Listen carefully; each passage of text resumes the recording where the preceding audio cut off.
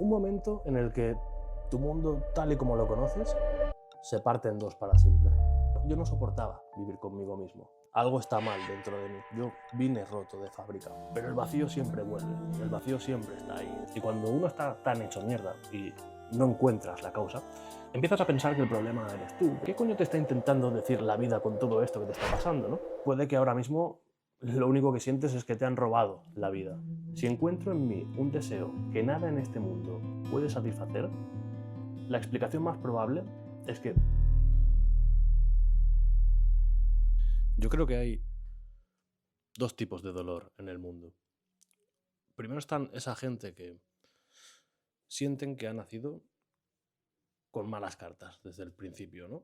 Y luego existe otro tipo de dolor, otro tipo de personas, y son esas que tal vez tuvieron siempre una vida normal, a veces bien, a veces mal, hasta que un día la vida te pega tan fuerte que ya nunca más vuelves a ser el mismo.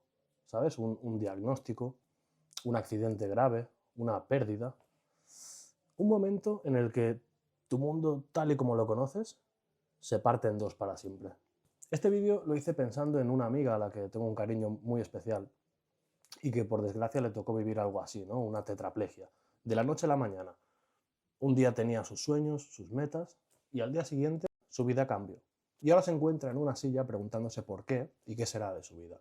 ¿Sabes? Si pienso mucho en ella y lo que más quisiera es poder darle palabras de aliento, ¿sabes? Poder decirle algo que verdaderamente le devolviera la alegría, pero no sé si existen palabras para alguien que está viviendo algo así, ¿sabes?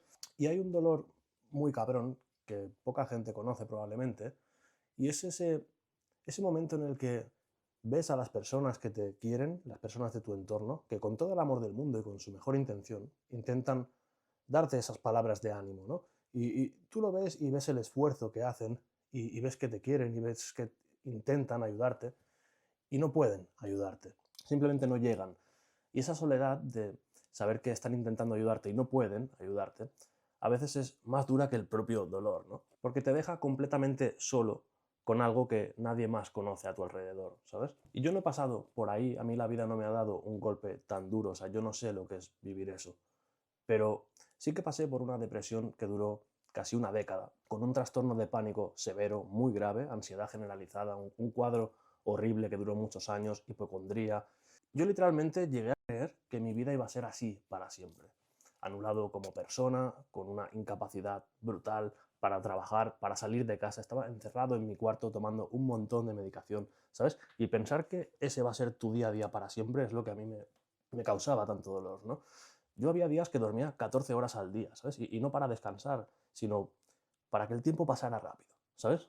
Yo no soportaba vivir conmigo mismo y siempre me repetía la misma idea en la cabeza de que algo está mal dentro de mí, ¿sabes? Yo vine roto de fábrica. Y cuando iba al psicólogo me preguntaban por mi familia, por mi vida, por mi infancia.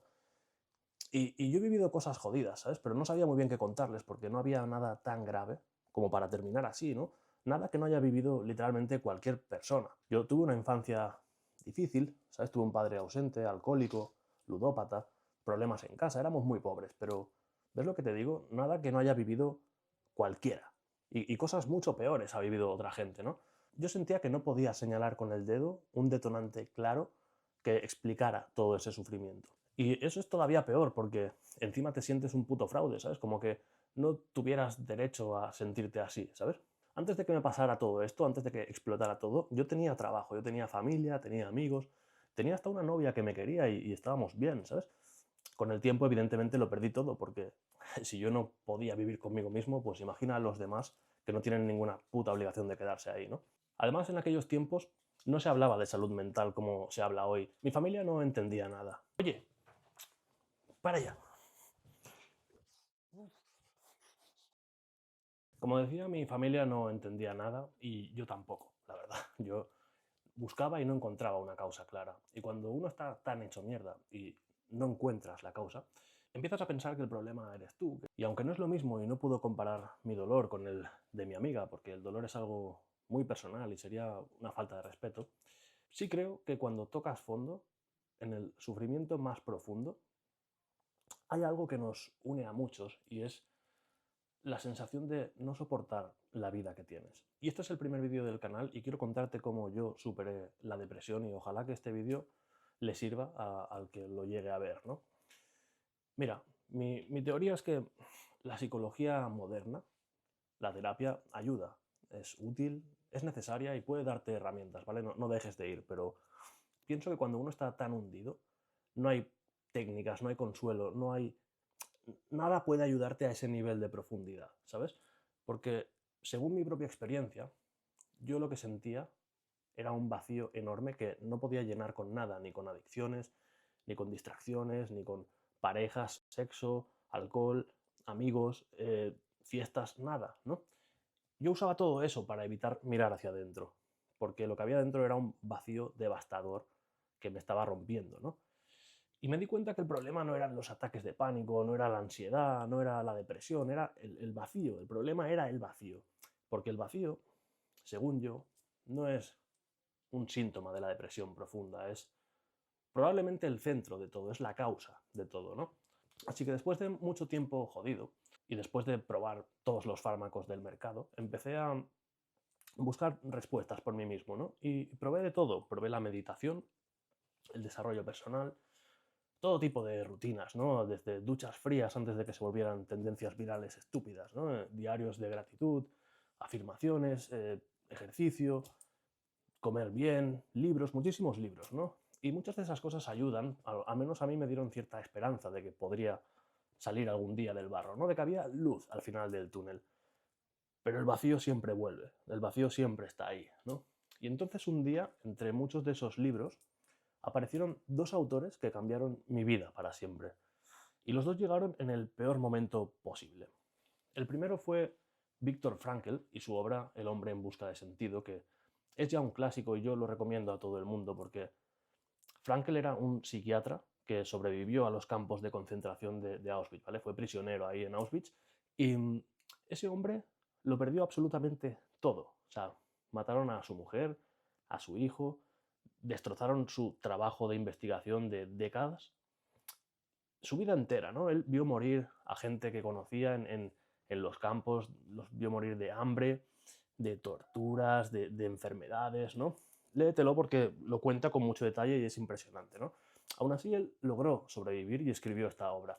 Y dijo una de las frases más brutales que he oído jamás, ¿no? Dijo, el ser humano puede soportar casi cualquier cómo si tiene un porqué. Decía que el verdadero infierno no era sufrir, sino que el verdadero infierno era sufrir sin sentido, sin significado, ¿no? Sin entender para qué estás pasando por todo esto. Yo no entendía el porqué de mi ansiedad, de mis ataques de pánico, de mi depresión, no entendía nada.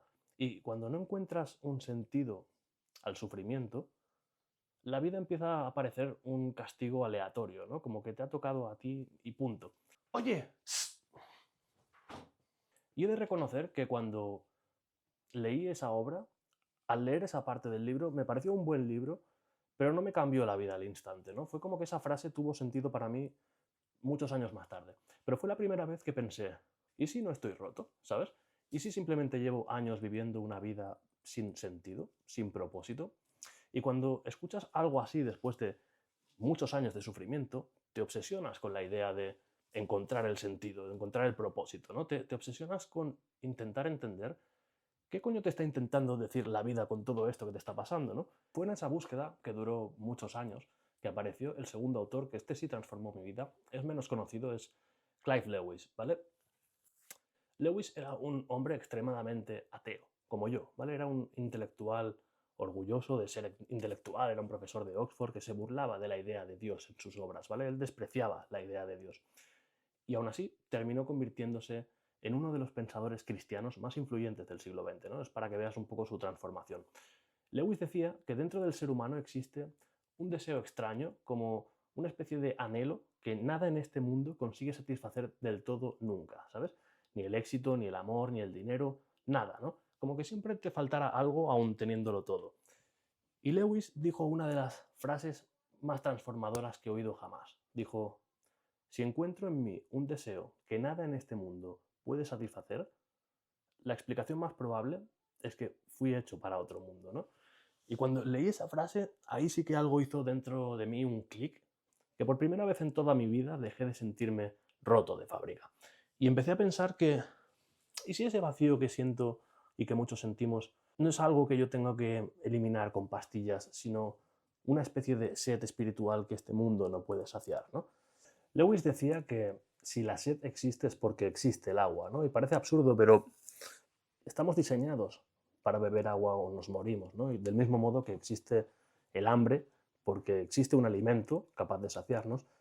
Entonces, me pregunto, ¿qué pasa si este vacío que tantos sentimos existe porque verdaderamente existe algo capaz de llenarlo? Y fue ahí cuando empezó mi verdadera búsqueda espiritual y mi crisis también. Por eso Holy Crisis es el nombre del canal, ¿no? No fue la solución a todo, ¿sabes? Mi vida volvió a romperse más tarde y ya os contaré, pero ahora como mínimo tenía un porqué y sentía que había algo que me sostenía cuando no habían fuerzas para más, ¿no? Dejé de sentirme roto de fábrica. Y yo siempre había sido ateo, pero en el fondo yo envidiaba a los creyentes porque estaba seguro de que les acompañaba una fuerza que yo no tenía y que probablemente mi vida sería más fácil si fuera creyente, pero no podía creer, ¿no? Es como que yo no quería volverme un fanático religioso, ni un predicador, ni un gurú, ni uno de estos que te va dando lecciones de vida por internet, ¿no? Yo tenía muchas dudas sobre la existencia de Dios, pero no podía seguir ignorando esta sensación, ¿sabes? Yo sentía que por primera vez había algo dentro de mí buscando un hogar, buscando descanso, porque estaba cansado de soportar el peso de todo el tiempo, ¿no? Así que poco a poco fui volviendo a la fe, no a la religión, a la fe, y empecé a creer que algo me sostenía, sin saber muy bien cómo, ¿no? Porque yo no conecto con la iglesia. Yo he ido a veces y soy de los que dice amén cuando no hay que decirlo, ¿sabes? Yo no me siento a gusto ni representado ahí dentro, pero empecé a hablar con Dios igualmente.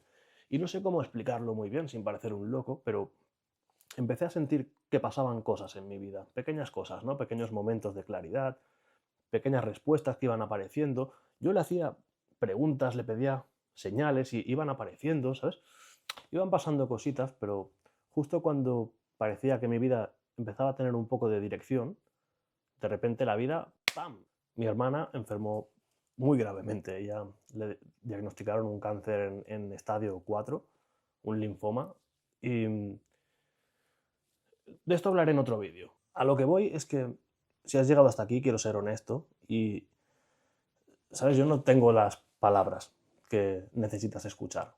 De hecho, yo creo que no existen las palabras que necesitas escuchar. Así que no voy a intentar darte un consuelo fácil ni un cierre simple que te lleves a casa, ¿sabes? No voy a decirte que todo pasa y que con el tiempo lo verás todo con otros ojos, pero pienso que si Viktor Frankl salió de Auschwitz sin su mujer, sin su hijo, sin absolutamente nada, y se podría haber guardado todo ese dolor en silencio para siempre y nadie le habría juzgado, ¿sabes? Pero escribió un libro así, un libro pequeñito, en 1946 y hasta hoy ese libro ha salvado millones de vidas. ¿Qué significa esto? Que su dolor, por más brutal e injusto que fuera, acabó siendo algo más valioso para el mundo que si no hubiera sufrido nunca, ¿sabes? Con esto no estoy diciendo que tienes que hacer algo con tu dolor y con tu sufrimiento, ni estoy diciendo que tu sufrimiento sea bueno, no lo es. Existe un arte japonés que se llama kintsugi, que es un arte filosófico de reparar cosas rotas con oro. No esconden las grietas ni fingen que nunca se rompió el objeto, ¿no? Las rellenan con oro, ¿no? Y el resultado es que ese objeto que se rompió termina siendo más valioso que el objeto original. Más valioso precisamente por sus grietas. Yo intento ponerme en tu piel y no sé si este concepto del kintsugi es lo que yo quisiera escuchar en tu lugar ahora mismo, ¿no? Puede que no. Puede que ahora mismo lo único que sientes es que te han robado la vida. Y es completamente legítimo sentirse así. Y no te estoy pidiendo que lo veas. Yo tampoco lo veía cuando estaba hundido, pero alguien tiene que creer por ti hasta que tú puedas creerlo. Y yo creo. Creo que si la sed existe es porque existe el agua. Y si existe este dolor tan brutal en tu vida, estoy convencido de que no es un castigo aleatorio. Estoy convencido de que nadie lleva una herida tan grande en su vida para no hacer nada grande con ella. Yo no lo creo.